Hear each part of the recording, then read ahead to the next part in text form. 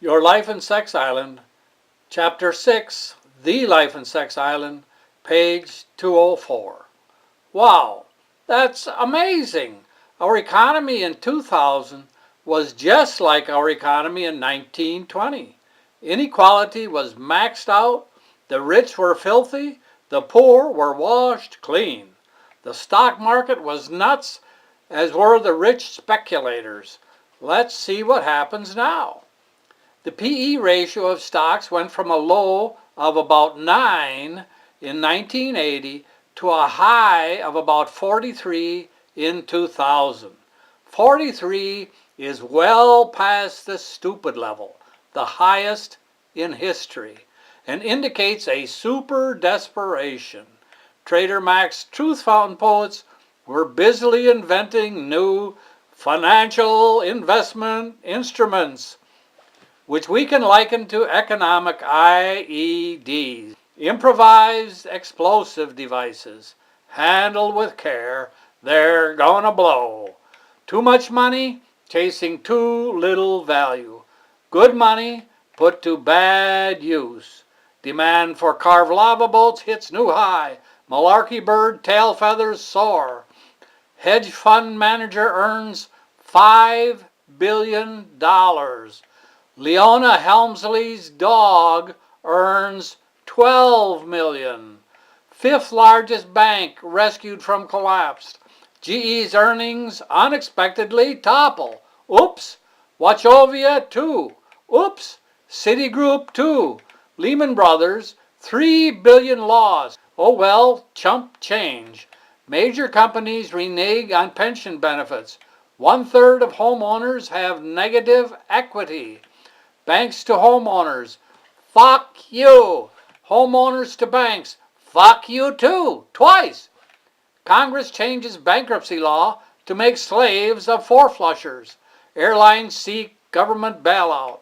Fed chairman declares B of A too big to fail. Pension Benefit Guaranty Corporation turns pockets inside out. U.S. officials boycott Chinese Olympics to protest the human rights violations. U.S. has 525% more prisoners than China proportionally. The Democrats had control of both houses of Congress from 1959 to 1995. But with the pro-slavery Dixiecrats, is it cruel to call them pro-slavery when all they did was fight every humanitarian effort that came in sight, and they were under the same sheet as the Ku Klux Klan, passing out axe handles to all able-bodied white men? The Dixiecrats making up about 30% of the Democratic Party. The pro-slavery chattel conservatives had actual control.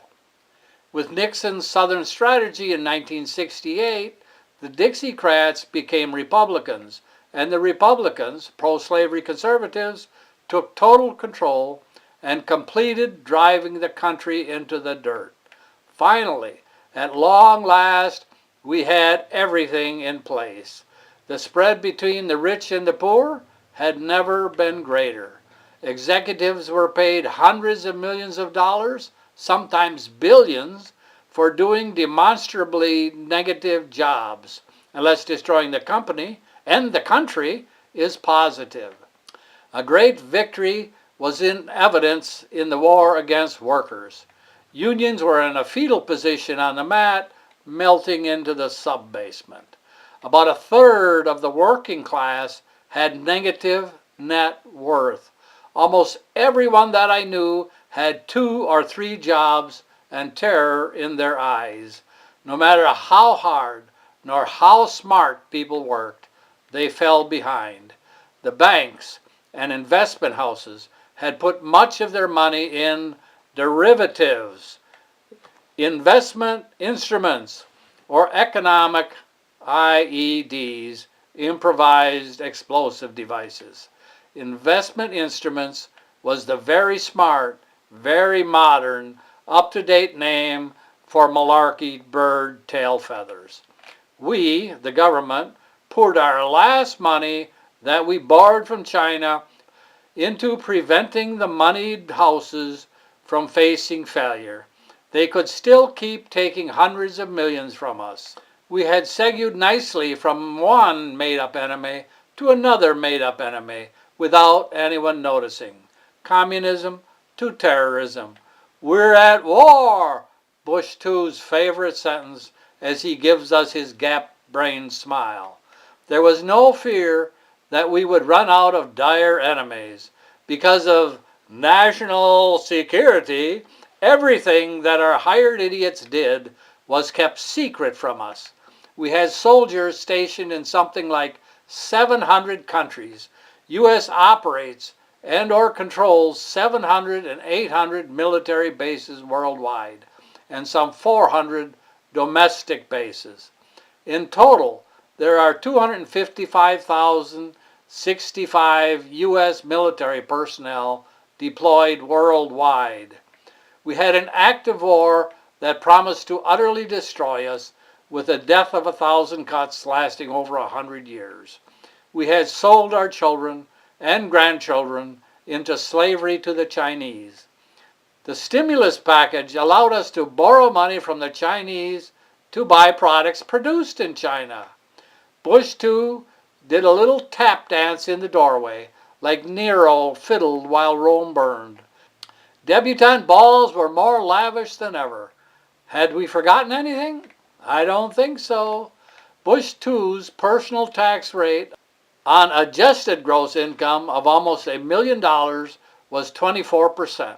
After free room, board, and transportation, if you include his perquisites, as you would if he were the son of the town drunk, his effective adjusted gross income was probably about $20 million, and his effective tax rate was closer to 1.2%. That was just too much fun.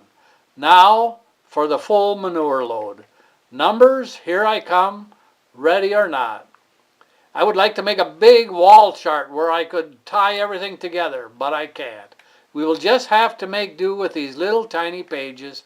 Hey, maybe I should include a big fold-out wall chart like the Playboy Bunny chart. Nah, damn. Okay, I'm going to list 17 presidents. That's doable. I one time designed, it looked like it was going to rain, a whole factory building on letter-sized paper in a day. And it went up without a flaw or a hitch. Going up took a little longer than a day. Analyzing 17 or 18 presidents? No problem. Only about 100 years? I'm damn near that old. First, the list. Aw, damn. I've run out of time.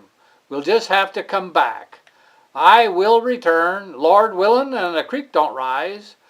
Meantime, please purchase the book by clicking the link in the description below.